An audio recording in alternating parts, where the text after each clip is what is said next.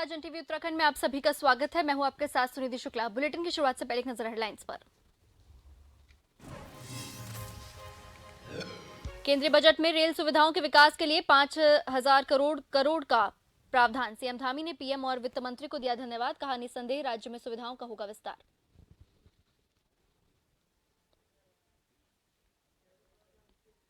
कांग्रेस नेता सूर्यकांत धस्माना का बीजेपी नेताओं और मंत्रियों पर बड़ा आरोप। कहा, भर्ती और पेपर लीक घोटालों के पीछे बीजेपी नेताओं का हाथ। घोटालों की सीबीआई से जांच की मांग। हल्द्वानी में पानी के टैंकरों पर टैक्स को लेकर हंगामा। टैंकर स्वामियों ने किया परिवहन कार्यालय का घेराव। आरटीओ ने दिया आश्वासन, व्यक्तिगत कारों के इस्तेमाल पर नहीं लगेगा टैक्स।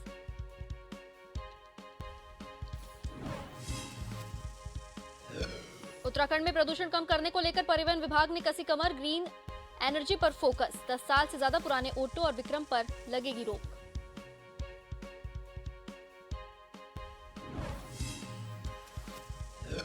बर्फ से लगभग जन्नत जैसा दिख रहा औली की वादियों का खूबसूरत नजारा। फिर पर्यटकों से गुलजार होने लगा औली।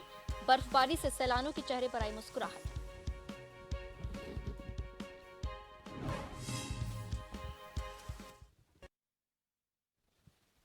अब खबरें विस्तार से। उत्तराखंड के पूर्व मुख्यमंत्री हरीश रावत ने ग्रीष्मकालीन राजधानी भराड़ीसैंण पहुंचकर 1 घंटे का मौन व्रत रखा। उन्होंने कहा कि प्रदेश की भाजपा सरकार लगातार गैरसैंण की उपेक्षा कर रही है, जिससे उत्तराखंड के लोग आहत हैं। उन्होंने कहा कि मौन व्रत के माध्यम से हम सरकार का ध्यान भराड़ीसैंण की ओर आकर्षित करना चाहते हैं, जिससे कि सरकार की नींद खुल सके और वो गैरसैंण की सुध ले। इस दौरान उनके साथ पूर्व विधानसभा अध्यक्ष गोविंद सिंह कुजवाल और पूर्व राज्यसभा सांसद प्रदीप टमटा सहित कई कांग्रेस नेता कार्यकर्ता भी मौजूद रहे।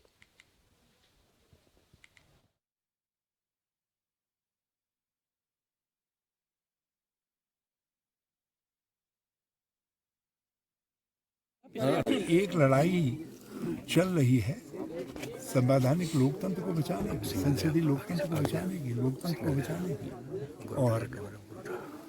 और उत्तराखंड के अंदर भी वो लड़ाई है।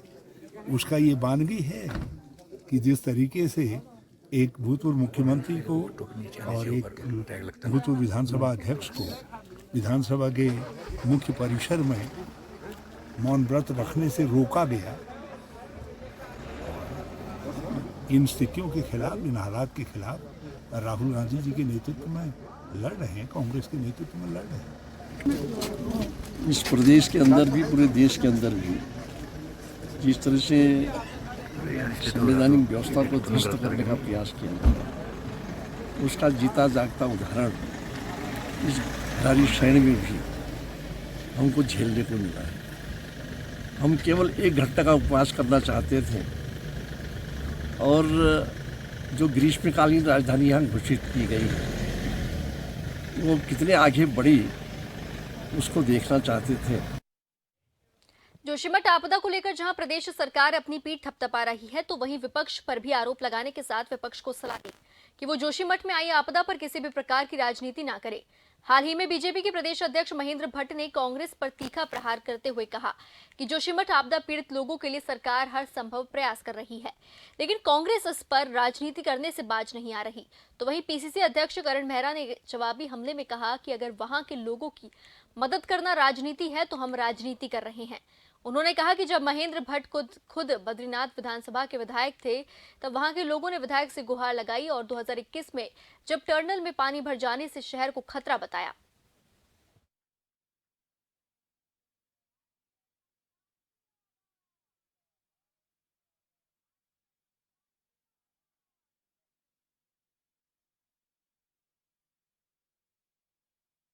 उत्तराखंड कांग्रेस भवन में पार्टी के प्रदेश अध्यक्ष करण मेहरा द्वारा प्रेस वार्ता का आयोजन किया गया, जिसमें उत्तराखंड से भारत जोड़ो यात्रा में शामिल हुए पदाधिकारियों को सम्मानित किया गया। आपको बता दें कि कांग्रेस पार्टी द्वारा आयोजित भारत जोड़ो यात्रा का समापन हो गया है। भारत जोड़ो यात्रा कन्याकुमारी से होते हुए देश के विभिन्न राज्यों से गुजरते हुए कश्मीर में समाप्त की गई। तो वहीं उत्तराखंड में भी कांग्रेस के कई वरिष्ठ पदाधिकारी भारत जोड़ो यात्रा में अपनी अहम भूमिका निभा रहे थे, जिसमें उत्तराखंड महिला मोर्चा के प्रदेश अध्यक्ष ज्योति रौतेला समेत वरिष्ठ युवा नेता वैभव वालिया भारत जोड़ो यात्रा में कप्तान की भूमिका निर्वहन कर रहे थे। भारत यात्रा जो चली थी राहुल गांधी जी के नेतृत्व में, जिसमें उन्होंने भारत की जितनी भी परेशानियां हैं, जो सामने आने वाले समय में जो दिक्कतें बढ़ रही हैं, भाईचारा खत्म हो रहा है, हमारा इकोनॉमी गिर रही है, बेरोजगारी बढ़ रही है, भ्रष्टाचार बढ़ा, इन बातों को लेकर राहुल गांधी सड़कों में थे। और मैं गर्व से कह सकता हूं कि मेरे उत्तराखंड से 7 लोग भारत यात्री के रूप में चयनित हुए। केवल 197 लोग थे, जिसमें से 7 लोगों की बड़ी संख्या है हमारे उत्तराखंड से थी, और वो वहाँ भी हर यूनिट में टॉप पे थे। तो आज उनको हम यहाँ सम्मानित करने का काम कर रहे हैं। उनके अनुभवों को हम आपके साथ और खुद के साथ भी साझा करना चाहेंगे। उनके जो अनुभव हैं इस यात्रा को लेके, जो वहाँ से सीख के आए हैं, क्या उद्देश्य था, उसको भी वो लोग स्पष्ट करेंगे। तो आज हम लोग को यहाँ स्वागत अभिनंदन कर रहे हैं, और उनसे हम जो उनके विचार हैं या जो उनके अनुभव उनको साझा करने। पौड़ी जनपद के लैंसडोन के प्रसिद्ध जय हरिखाल इंटर कॉलेज के हालात बद से बदतर हो गए हैं। यह कॉलेज सिर्फ राजनीति का अड्डा बनकर रह गया है। यह वही स्कूल है जहां से त्रिवेंद्र सिंह रावत और तीरथ सिंह रावत ने शिक्षा प्राप्त की है। इस स्कूल से पढ़कर प्रदेश के मुख्यमंत्री बने, लेकिन आज इस स्कूल को देखने वाला कोई नहीं है। जिसने राज्य को 2 मुख्यमंत्री दिए, लेकिन विद्यालय के हालात भ्रष्टाचार के चलते खस्ताहाल हो गए हैं।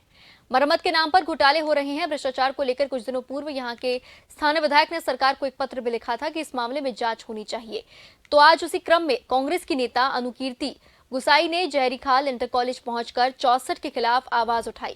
इस मामले में स्थानीय ग्रामीणों ने धरना प्रदर्शन कर जन आंदोलन किया, लेकिन अभी तक इंटर कॉलेज का कोई सौंदर्यकरण व नवीनीकरण नहीं हो पाया है।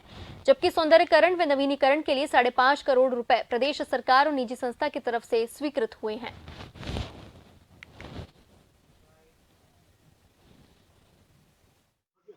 देखिए, मैं सोचती हूँ कि एक बहुत दुर्भाग्यपूर्ण स्थिति है। राजकीय इंटर कॉलेज जयहरीखाल, जो कि ऐसा ऐतिहासिक इंटर कॉलेज था, जो पौड़ी जिले में पहला इंटर कॉलेज हुआ। इस इंटर कॉलेज से पढ़ के हजारों की संख्या में बच्चों ने निकलकर इस क्षेत्र का नाम रोशन किया। इस इंटर कॉलेज से पढ़ के मुख्यमंत्री निकले, इस इंटर कॉलेज से पढ़ के ना जाने कितने IAS अफसर निकले। और आज इससे बड़ा दुर्भाग्य क्या होगा कि ये राजकीय इंटर कॉलेज जयहरीखाल आज अपने अस्तित्व के लिए रो रहा है। मैं सोचती हूँ कि जिस तरीके से इस पूरे प्रकरण को देखती हूँ, जब 2019 में इन लोगों ने इसका शिलान्यास किया और कहा कि यहाँ पे नवीनीकरण किया जाएगा, इसका सौंदर्यीकरण किया जाएगा, जीर्णोद्धार किया जाएगा, लेकिन उसके नाम पर इन्होंने ना जाने यहाँ किस नियत के साथ तोड़फोड़ की, यहाँ के सारा सामान को बेच दिया। और आज जो क्षेत्र जनता है, जो अभिभावक हैं, वो इस बात पे परेशान है कि जब कहा गया कि यहाँ जल्द से जल्द बच्चे आएंगे, आज उन बच्चों को एक छोटे से हॉस्टल में 2 कमरों के अंदर पढ़ाया जा रहा है। मैं यहाँ मनमोहन सिंह असवाल मेरा नाम है। मैं यहाँ का लोकल आदमी हूँ। यहीं मैंने पढ़ा है, यहीं मैंने नौकरी की है और यहीं से मैं रिटायर हुआ हूँ। मैं ये ज़मीन हमारे गांव वालों ने, जयरी गांव वालों ने दान स्वरूप विद्यालय को दी थी, ताकि क्षेत्र की जनता के बच्चों की अच्छी पढ़ाई हो सके। यह पुराना कॉलेज, बहुत पुराना कॉलेज है। मानवा कॉलेज था ये। गढ़वाल में 3 विद्यालय थे, श्रीनगर, पौड़ी और ये लैंसडोन, बहुत फेमस थे। लेकिन आज की स्थिति को देख करके इस बीजेपी सरकार ने इनका भट्टा बैठा दिया स्कूल का, न तो किसी काम करेगा। देखिए, आप देख रहे हैं कि चारों तरफ ये मानवा कॉलेज था, चारों तरफ की क्या दुर्दशा कॉलेज की हो रखी है। सारे लैब बर्बाद हो गए हैं। काशीपुर के प्रतापपुर चौकी के 500 मीटर की दूरी पर सैनिक कॉलोनी में बंद पड़े मकान में संदिग्ध परिस्थितियों में शव मिलने से हड़कंप मच गया। वहीं स्थानीय ने इसकी सूचना प्रतापपुर चौकी पुलिस को दी। सूचना पर SP काशीपुर अभय सिंह और क्षेत्राधिकारी वंदना वर्मा पुलिस टीम के साथ पहुंची और घटनास्थल का बारीकी से मुआयना किया। पुलिस ने शव को कब्जे में लेकर पंचनामा भरकर पोस्टमार्टम के लिए भेज दिया। पुलिस के द्वारा शव 5 से 6 दिन पुराना बताया जा रहा है, जिस कारण शव में से बदबू आ रही है।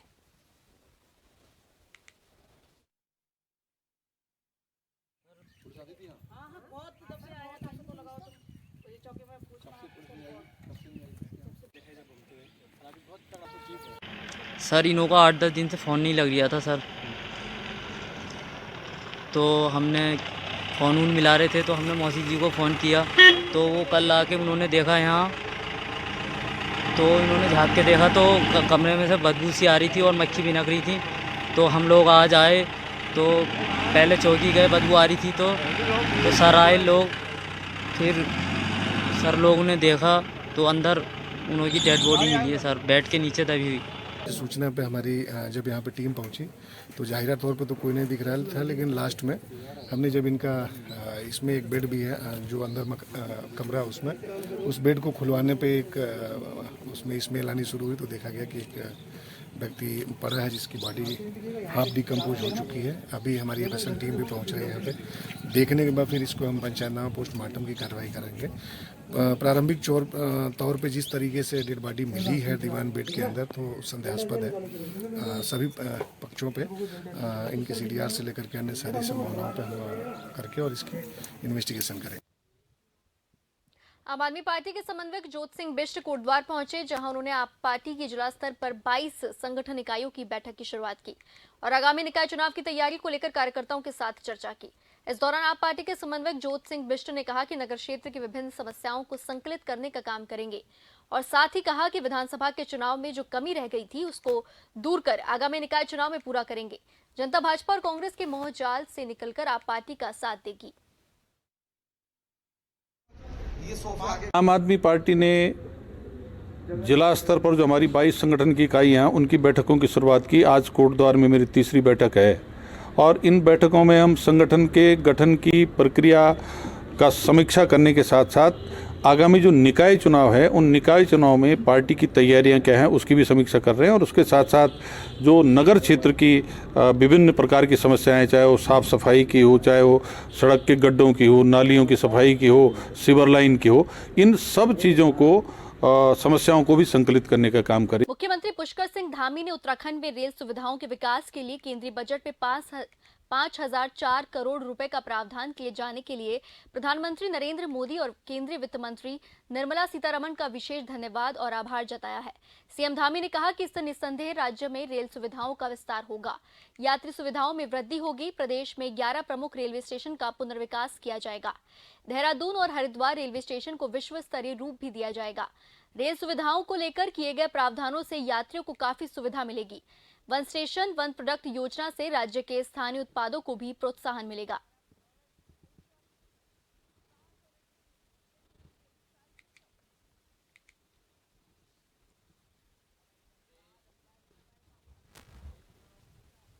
केंद्रीय बजट पेश होने के बाद जहां एक और भाजपा शासित राज्यों की सरकारें अपने स्तर से बजट से होने वाले फायदों के संबंध में जन जन तक पहुंचाने का कार्य कर रही है, तो वहीं संगठन स्तर पर भी बजट पर चर्चा की जा रही है। उत्तराखंड बीजेपी की प्रदेश महामंत्री आदित्य कोठारी ने जानकारी देते हुए बताया कि केंद्रीय बजट आने के बाद संगठन स्तर पर बजट पर चर्चा को लेकर पूर्व प्रदेश महामंत्री अनिल गोयल की अध्यक्षता में एक समिति का गठन किया गया है।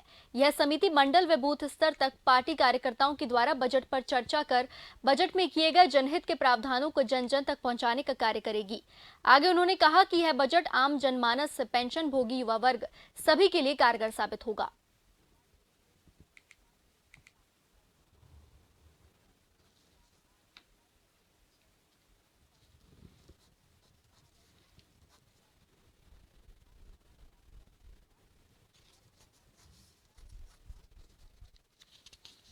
मोदी जी की सरकार ने समाज के प्रत्येक वर्ग को ध्यान में रख करके केंद्रीय बजट जो है इस समय संसद में रखा है और मुझे लगता है कि युवा हों, महिला हों, कर्मचारी हों, पेंशन भोगी हों, ऐसे सभी को ध्यान में रख करके ये बजट तैयार किया गया है। इस बजट को आम जनता तक पहुंचाने के लिए भारतीय जनता पार्टी ने भी बजट पर चर्चा कार्यक्रम 1 तारीख से प्रारंभ किया है। प्रदेश स्तर पर इसकी एक समिति, अनिल गोयल जी हमारे पूर्व प्रदेश के महामंत्री रहे हैं, उनके नेतृत्व में एक समिति प्रदेश स्तर पर गठित की गई है और सभी जिलों में भी पार्टी ने 3-3 लोगों की कमेटी गठित की है कि जो बजट संसद में रखा गया है इस बजट पर चर्चा आम जनमानस में हो, प्रत्येक क्षेत्र में हो, इसका कार्यक्रम वर्तमान समय में चल रहा है। इसकी जो अच्छाइयाँ हैं और आम जनता तक इसका जो लाभ मिलने की जो संभावना है, इस पर चर्चा वर्तमान में बजट पर चर्चा कार्यक्रम तहत चल रही है। कैबिनेट मंत्री गणेश जोशी का राहुल गांधी और पूर्व प्रधानमंत्री इंदिरा गांधी, राजीव गांधी को लेकर दिए बयान के बाद कांग्रेस मुखर हो गई है। प्रदेश भर में उनके पुतले भी दहन किए जा रहे हैं। जोशी के बयान को लेकर भाजपा ने किनारा कर लिया है। भाजपा के प्रदेश अध्यक्ष ने साफ तौर पर उनके बयान को निजी बयान बताया है, तो वहीं दूसरी तरफ प्रदेश के पूर्व मुख्यमंत्री त्रिवेंद्र सिंह रावत ने भी नसीहत देते हुए कहा कि इस तरह के बयानों से बचना चाहिए। त्रिवेंद्र सिंह रावत ने कहा कि इंदिरा गांधी और राजीव गांधी ने देश के लिए बहुत कुछ किया है, ऐसे में उनके लिए ऐसे बयानों से बचना चाहिए।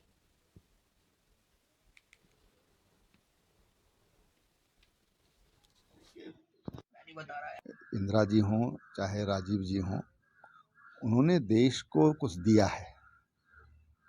उन्होंने देश को देने के लिए बहुत प्रयास किए हैं और किसी के लिए भी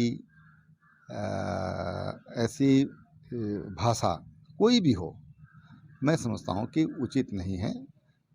एक लोकतंत्र का भी तकाजा है और एक भारत की संस्कृति का भी हिस्सा है कि कोई भी जब नहीं रहता, जब जीवित नहीं होते हैं, तो उनकी विचारधारा के आधार पर तो आलोचना हो सकती है, लेकिन व्यक्तिगत उनके बारे में उनकी आलोचना नहीं की जाती है, कम से कम उनकी बुराई नहीं की जाती है।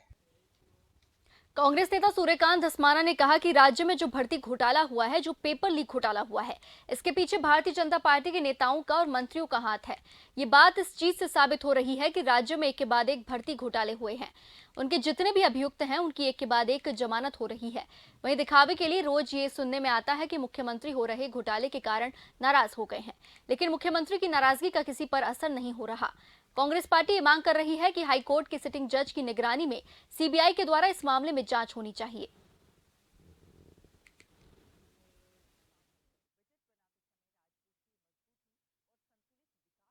राज्य में जो भर्ती घोटाला हुआ है, राज्य में जो पेपर लीक का घोटाला हुआ है, इसके पीछे भारतीय जनता पार्टी के नेताओं का, सत्ताधारी दल के नेताओं का, और उसमें मंत्री भी हो सकते हैं और बड़े लोग भी हो सकते हैं, उनका हाथ है। ये बात इस बात से साबित हो रही है कि राज्य में एक के बाद एक भर्ती घोटाले के जो प्रमुख अभियुक्त हैं, उनकी जमानत हो रही है। पैरवी नाम की कोई चीज नहीं हो रही है। दिखावे के लिए रोज छपता है कि मुख्यमंत्री बड़े नाराज हो गए, लेकिन मुख्यमंत्री जी की नाराजगी का किसी पर असर नहीं हो रहा है। हल्द्वानी में नैनीताल जिले के कांग्रेस पदाधिकारियों की हाथ से हाथ जोड़े यात्रा के संबंध में तैयारियों को लेकर विस्तार से बैठक हुई। बैठक में नेता प्रतिपक्ष यशपाल आर्य, हल्द्वानी विधायक सुमित हृदेश और इस यात्रा के संयोजक प्रकाश जोशी मौजूद रहे। बैठक में नैनीताल जिले के सभी पदाधिकारी और ब्लॉक अध्यक्ष को हाथ से हाथ जोड़े यात्रा सफल बनाने के लिए जिम्मेदारियां सौंपी गई है। नेता प्रतिपक्ष यशपाल आर्य ने बताया कि हाथ से हाथ जोड़े यात्रा कांग्रेस के पूर्व राष्ट्रीय अध्यक्ष राहुल गांधी की यात्रा से प्रेरित होकर उत्तराखंड में निकाली जा रही है, जो कि नैनीताल जिले में घर घर जाकर न सिर्फ जनसंपर्क करेगी, बल्कि महंगाई, भ्रष्टाचार और बेरोजगारी को लेकर जन जागरूकता फैलाई जाएगी।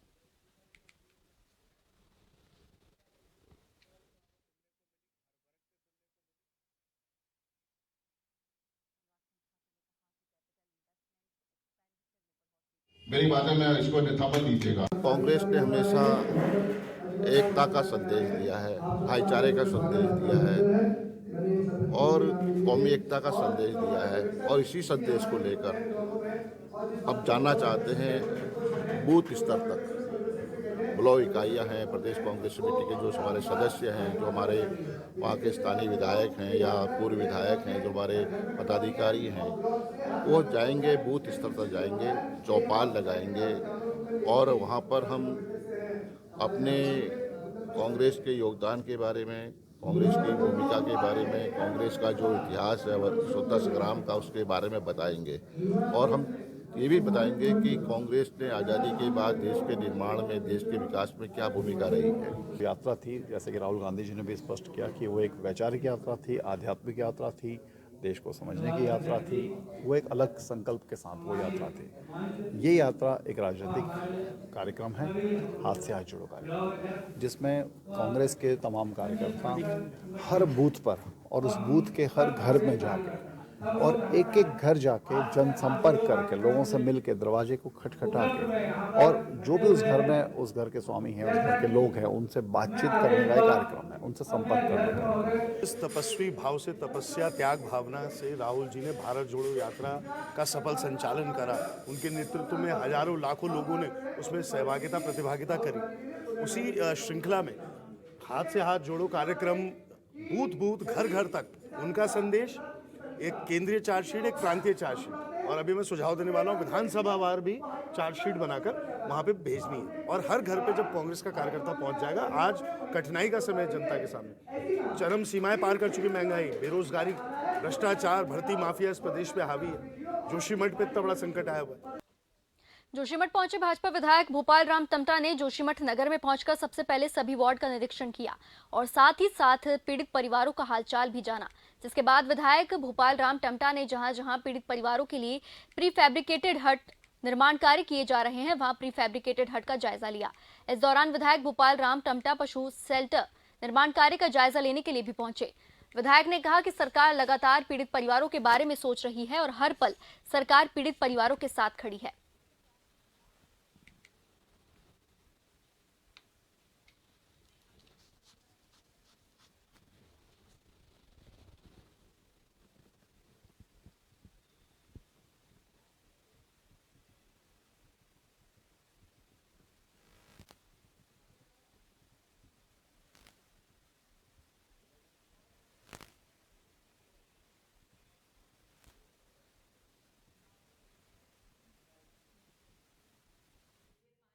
जोशीमठ में ये जो आपदाग्रस्त जब से हुआ है, निरंतर उनका चिंतन और उनका प्रयास इस बात के लिए है कि हम कैसे लोगों को राहत दे सकें और तात्कालिक रूप से उनके 2 दौरे यहाँ लगे हैं और उन दौरों के माध्यम से उन्होंने जिस आत्मीय भाव से जोशीमठ के लोगों की पीड़ा को महसूस किया है, मैं समझता हूँ कि यहाँ के लोगों पर उसका भी एक बहुत बड़ा प्रभाव पड़ा है और जिस प्रकार से तात्कालिक राहत के कार्य उन्होंने किए हैं, इस प्रकार से जो लोग जिनके भवन रहने लायक नहीं हो गए थे, जनहानि न हो, इस प्रकार की सारी बातों को दृष्टिगत रखते हुए जिस प्रकार से उन्होंने कार्य किए हैं, मैं समझता हूँ कि यहाँ के लोग इस बात से आश्वस्त हैं।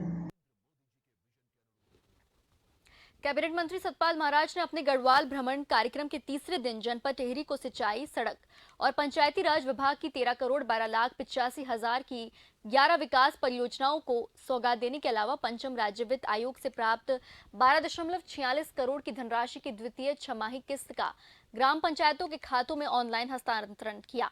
इस दौरान उन्होंने टिहरी बांध पुनर्वास समस्याओं को लेकर स्थानीय विधायकों के साथ बैठक कर उनके निराकरण हेतु मंथन भी किया। इसके साथ ही पुनर्वास हेतु सरकार द्वारा निर्गत धनराशि को प्रभावित और विस्थापित परिवारों को समय पर वितरित न किए जाने पर सिंचाई मंत्री सतपाल महाराज ने बैठक के दौरान अधिकारियों की जमकर क्लास लगाई। विश्वास नहीं होगा किशोर, जैसे मेरे पास डिस्ट्रिक्ट मैजिस्ट्रेट आए और ये सब लोग आए, गांव के आए, मैंने उसी समय आपसे कहा था कि मैं आऊंगा और ये भी आपसे मैंने अपेक्षा की थी कि भाई इस भूख हड़ताल को आप जो आप कर रहे हैं वहाँ हड़ताल कर रहे हैं तो उसको आप हटा देंगे। तो मेरा कहना आपका हमने मामला टेकअप कर लिया है और मंत्री जब सीरियस हैं तो डिस्ट्रिक्ट मैजिस्ट्रेट चले जाएंगे और आप उठ जाइए। पैसा महिलाओं को बता दीजिए आपके मामले को लेकर हमने केंद्र सरकार से बात करनी है, मंत्री जी से बात करनी है, उसका समाधान करना है और जो भी समस्याएं हमारे सामने आती रहेंगी हम उसका निराकरण करते रहेंगे। जितनी भी एप्लीकेशंस मेरे पास आई मैंने की सारी फॉरवर्ड कर दी है। देहरादून, हरिद्वार, ऋषिकेश, रुड़की में डीजल से चलने वाले 10 साल पुराने ऑटो विक्रम 31 मार्च 2023 के बाद सड़कों से बाहर कर दिए जाएंगे। वहीं आरटीओ संभागीय परिवहन अधिकारी शैलेश तिवारी ने कहा कि हमारा मुख्य उद्देश्य प्रदूषण को कम करना और ग्रीन एनर्जी को बढ़ावा देना है। 10 साल पुराने डीजल से चलने वाले विक्रम बंद होंगे और BS6 मानक CNG इलेक्ट्रिक हाइब्रिड वाले विक्रम शहर में चलेंगे।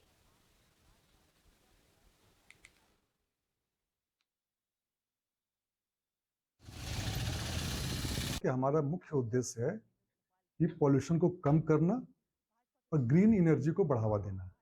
इस उद्देश्य से हम लोगों ने देहरादून शहर में जो विक्रम चल रहे हैं उनको रिप्लेस करने की बात हो रही है। उनके पास ऑप्शन है कि वो नई गाड़ी BS6 ले आए या इलेक्ट्रिक व्हीकल ले आए या CNG वाली गाड़ी ले आए। इसके लिए उनको टाइम दिया गया है। अगर कोई विक्रम 10 साल से पुरानी है तो उसके औली बर्फ से लकदक होने के बाद अपनी खूबसूरती के साथ इस समय सज चुका है। स्कीइंग के लिए मशहूर उत्तराखंड के औली में नजारा कुछ अलग ही है। बर्फ की चादर से ढका औली देखने में बहुत खूबसूरत लग रहा है। हालांकि उत्तराखंड में जोशीमठ की घटना के बाद लोगों में थोड़ा सा डर जरूर था, लेकिन औली एक बार फिर पर्यटकों से गुलजार हो गया है। हालांकि जोशीमठ के स्थानीय लोगों में दरारों का दर्द जरूर है, लेकिन पर्यटकों का जोश कम नहीं हो रहा। दूर दराज से पर्यटक औली में मौसम का लुत्फ उठाने पहुंच रहे हैं। पहले इसी रोपवे से भी आए हम आगे और भैया के साथ ट्रैकिंग गए थे ऊपर, काफ़ी अच्छा एक्सपीरियंस था। तो काफ़ी लोग डर भी रहे हैं जोशीमठ में उसकी वजह से। तो रोड अलग से जाती है, आप लोग आओ, कोई टेंशन नहीं है। बहुत अच्छा एक्सपीरियंस है, बहुत सारी चीज़ें हैं यहाँ में इंटरेक्टिविटीज़ करने के लिए। औली में बहुत अच्छा व्यू है एंड नेचर बहुत अच्छी है यहाँ पर। ऐसा कुछ नहीं है जो भी कि यहाँ ज़मीन खराब हो रही है एंड ऑल दैट।